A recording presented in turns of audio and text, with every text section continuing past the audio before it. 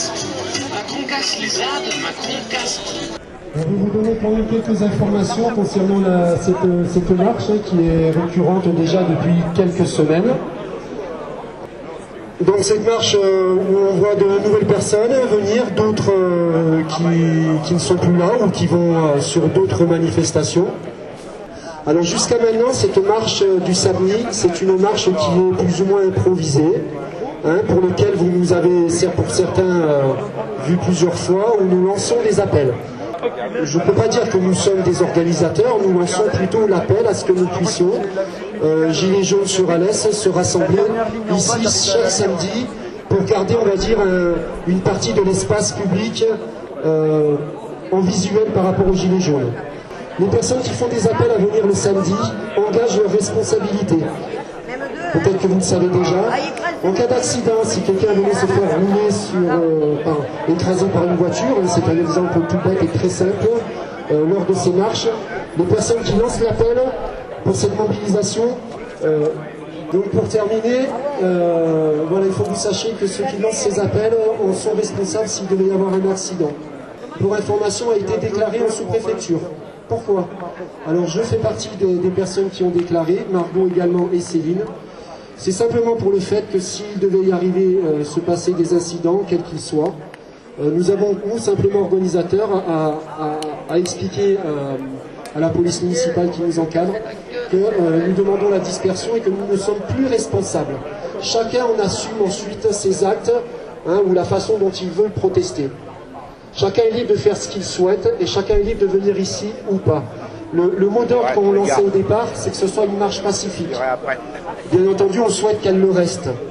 Maintenant, peut-être que d'autres personnes vont prendre la parole, peut-être proposer d'autres forces d'action, peut-être avec des pétards, peut-être en incendant des poubelles, je n'en sais rien.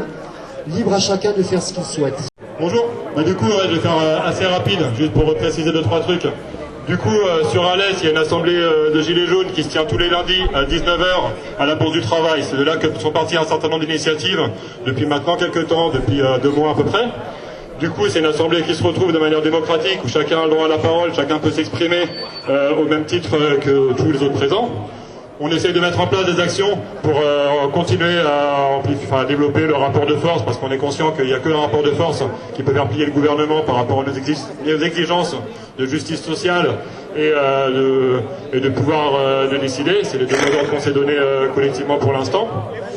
Du coup, c'est dans le cadre de cette assemblée qu'effectivement, à la fois, on peut être organisé la réoccupation de la rocade au moment de l'appel à la grève générale, donc à partir du 5 février, toute la semaine qui a suivi. C'est de là qu'ont pu être construits les QG, qu'ont pu être occupés à un certain moment aussi des ronds-points pour faire du blocage du fret. Donc du coup, pour revenir sur cette manifestation régionale le samedi prochain, dans ce cadre-là, il y a des manifestations régionales qui existent, mais en tout cas, voilà, ça peut être à Avignon, ça peut être régulièrement à Montpellier, ça peut être 2 fois à Nîmes, ça peut être dans différentes villes comme ça. Il se trouve que donc samedi prochain, la décision a été prise de le faire à Alès.